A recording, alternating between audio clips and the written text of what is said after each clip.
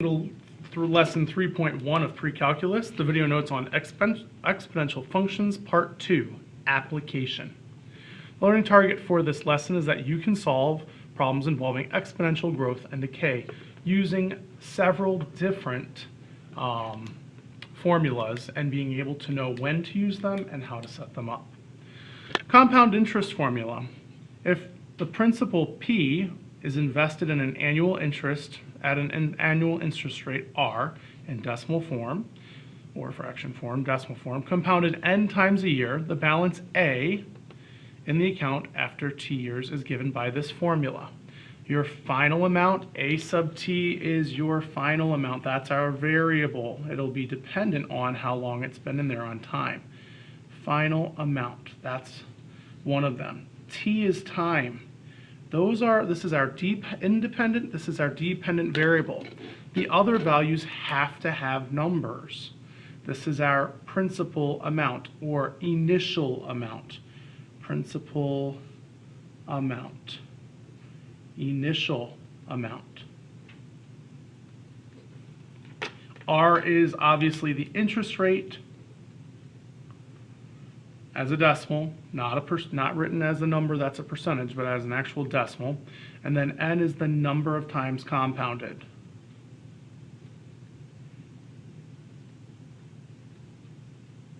So let's take a look at this simple compound interest formula. Mrs. Salisman invests $2,000 into an educational account for her daughter when she was an infant, or invested.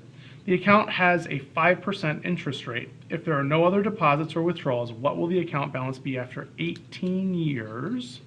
That's T if the interest is compounded quarterly. N equals 4 times per year. Our interest rate, R, is 5%. That's 0.05, 5/100ths, right? Move the decimal over 2 places, you've got 5. If you do 0.5, then that's a 50% interest rate, which is unrealistic. So this is the initial amount or principal is $2,000. So in mind, I want to find the final amount. Here's going to be the equation that will model this. A equals 2,000 times 1 plus 0.05 over 4, because it's compounded quarterly, raised to the 4t. That is our equation that will model this situation. In this case, though, they're telling us t is 18 years. So they're telling us the time is 18 years, but then they want to know if it's compounded, what will happen if it's compounded quarterly. So actually, we're going to change n several times, it looks like. Versus monthly versus daily. Quarterly is 4 times per year. Monthly is 12 times per year. Daily is 360 times per year because there are 5 days where it is closed. 364.25 days in a year. 4 days, where the markets are closed. So, in my graphing calculator, I'm going to input the function that I have, but instead of putting t, I know the t is 18 years. So I'm going to put 2,000 for the principal amount by 1 plus 0.05 over, or 0.05 over x, x is n, raised to the power of 18x. 18 is my years, x is my variable for n, the number of times it's compounded. If this amount is compounded 4 times per year, when n equals 4, the final amount, A of t, the final amount based on the 18 years, will be 4,800, I need to go to that value to get the exact decimal, $91.84. Okay. Then if n equals 12, so it's compounded monthly,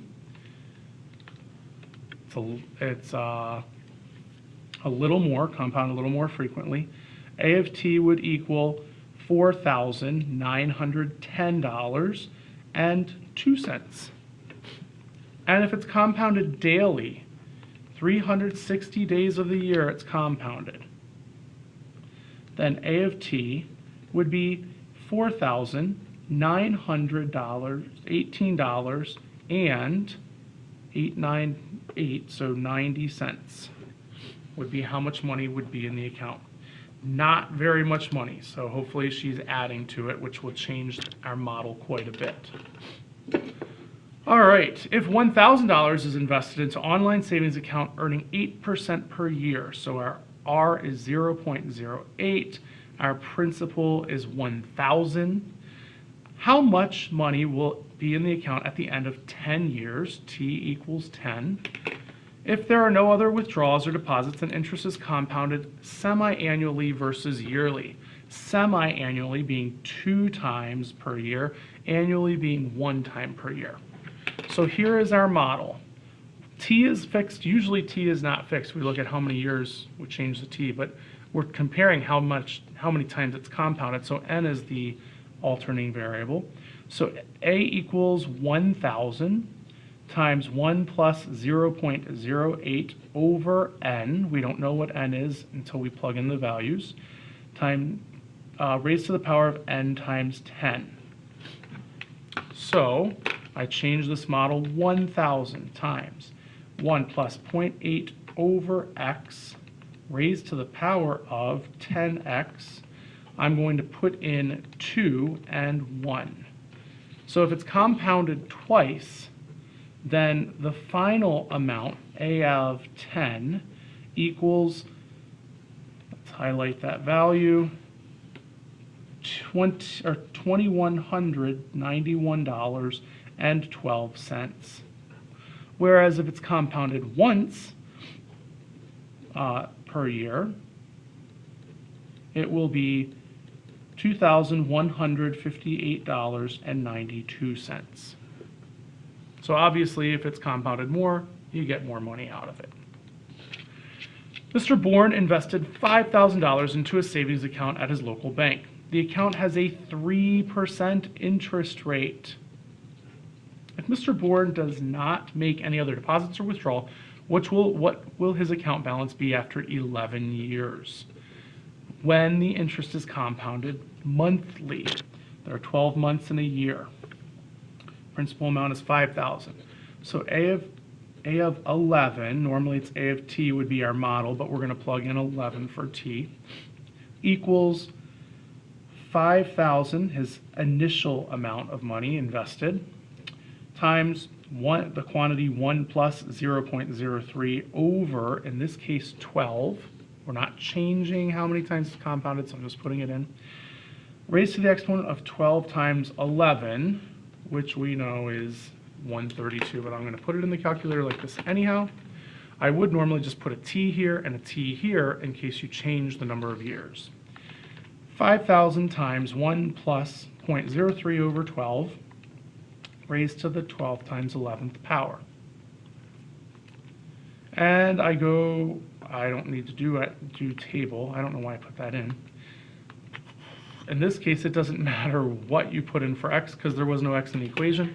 It's just $6,951.98. $6,951.98. For those of you who are like, wait, where's the variable? I could have normally we make time the variable. So I would have plugged in 11 years and then I would have gotten my answer the same way. So that is a compound interest formula. If it's only compounded one time, we don't really have to worry about n because we're just dividing by 1 and multiplying our exponent by 1. But you don't have to memorize that formula separately if they're just doing it once. If they're just doing it yearly, just follow the formula, put 1 in for n. So there's our compound interest formula. That's one of the key concepts.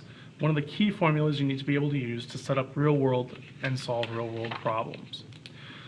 But what if the interest is continuous, meaning it's not compounded daily or but compounded even more, just continuously compounded?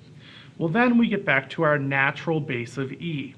So in this case, we have A equals, the final amount equals the principal times the base of E to the exponent of R times T, where our interest rate is actually multiplied by time. So that's an important formula too. A of t equals P times E to the RT. E is our natural base. This time, Mrs. Solisman found a better account that will pay 5% interest. That's great. 5% interest is nice. Compounded continuously. That lets us know we're going to have that base of E. That lets us know we're going to be using that on her $2,000 education investment. So we have A of t equals, here's the model for this using that formula, 2,000 times E to the 0.05t. Now I could just plug in 18. I'm going to plug it in case I asked you for more than 18. I want to be able to put it in the calculator. 2,000, E is the key right below pi on your graphing calculator. It's actually the division symbol. So if you get second in the division symbol, you get E, and then you can raise it to the power of, you could also hit, if you want, you could also hit the natural log key. Second natural log key automatically puts you up in the exponent. So this is E to the 0.05x. So now I say, well, my time is 18 years. That's going to give us $4,919.21. $4,919.21. That didn't sound right because I read it wrong. If $1,000 is invested in an online savings account earning 8%, so 0.08, compounded continuously, so this is E to the 0.08t, how much will the account at the end of 10 years if there are no deposits or withdrawals? I'm going to assume that they're talking about the same situation because they didn't, oh no, they're not. There it is, $1,000 is invested. So there's our initial amount. So I'm going to put this function in my calculator. If I'm just calculating one value, I can replace t with 10. So I have 1,000 times second natural log gives me the E to the 0.08x. And I'm plugging in 10 years, and it gives me, I don't need to see the graph of the function, it gives me $2,225.54. So that's pretty good over 10 years to get that, if you could get that continual compounding. There's our models for growth. You could also use this for decay. So you could say, hey, we're withdrawing maybe from a retirement where we're pulling out 8%, that'd be a lot, or 5% a year. So instead you do a negative 5% up there if it's continuously, or if it's per month or quarterly, you do minus 0.08 over n. But what about exponential growth or decay models? Well, exponential growth and decay, if you know it's an exponential growth or decay model, it's sort of the same equation, except instead of p, they have n sub 0 as the initial amount. 1 plus r, notice we're not compounding, so there's no worries about putting n there. But it's pretty much the same model. Your initial amount times 1 plus the rate times t, or if it's continuous growth or decay, the rate of decay or growth is multiplied by time, just like in this model, with a base of e. If the rate is greater than 0, it's considered growth. If it's less than 0, like a fraction that's less than, if it's less than 0, then it's considered to be decay. A state's population is declining, so we have a decay model. Negative 0.026, because 2% is 0.2, we are at 2.6. Remember, we moved the decimal over 2 times. The state currently has a population of approximately 11 million people, so our answer will be in millions. If the population continues to decline at this rate, predict the population of the state in 15 years, both annually and continuously. So annually means we're not really compounding like quarterly or monthly. We're just saying, hey, this is per year. So we can follow this model, or we could do continuously. We have to do both. So in our first one, I still call it A of t. The book calls it N of t. You can call it A of t. Our final amount is going to be dependent upon the initial amount of 11 million times 1 minus 0.026 raised to the power of t, in this case 10. So I'm going to put this in the calculator. I have 11 million. This is going to be in millions. Minus 1 minus 0.026 to the power of t. And when I put in 10 years, I get that there will be 8.45 million.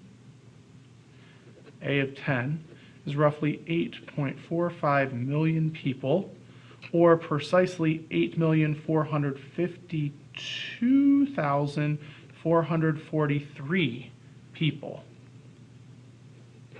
which is down quite a bit from 11 million. If this happens continuously, it'll happen much faster. We'll have 11 times e to the negative 0.026t. So I change the function in here, 11. Second natural log gives me the exponential function with a base of e, negative 0.026, because I went 2.6%, x. We're plugging in 10 for x. The population would decrease even further, actually, yeah, maybe, to 8.48, well, actually a little less, million people, which would be 8,481,567 people, approximately 8.48 million.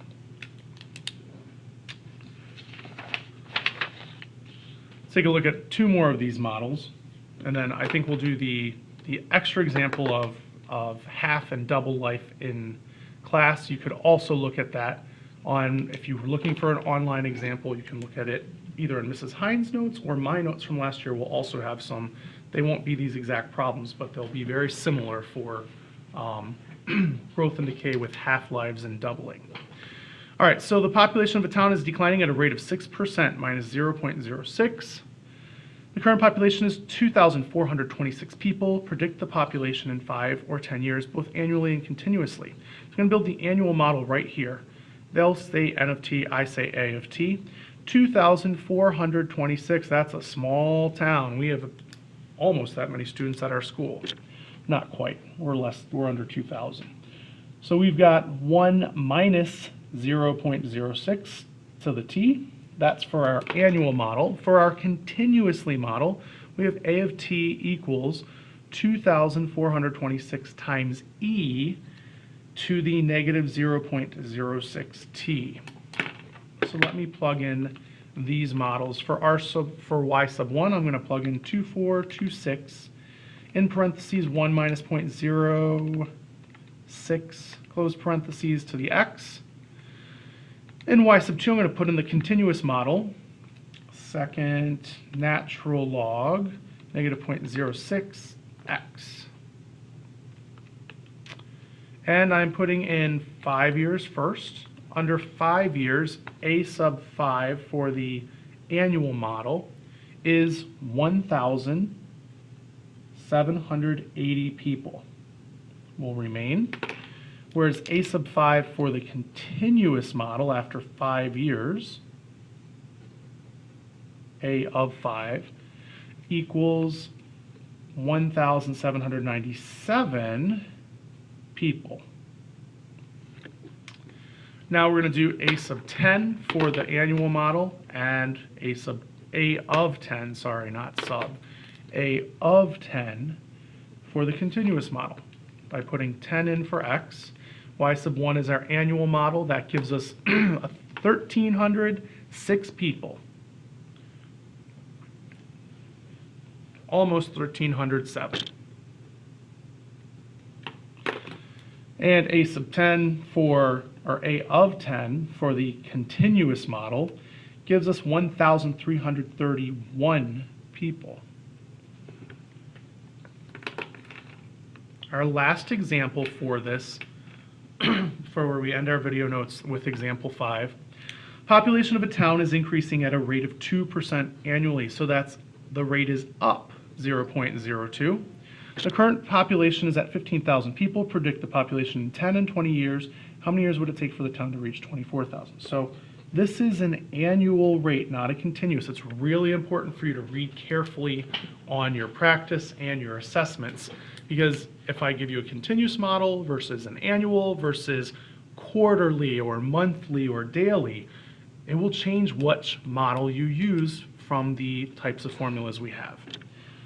So right now this is annually, so I have 15,000, this is A of t, equals 15,260 times 1 plus 0.02, so 1.02 to the t, because it's annually.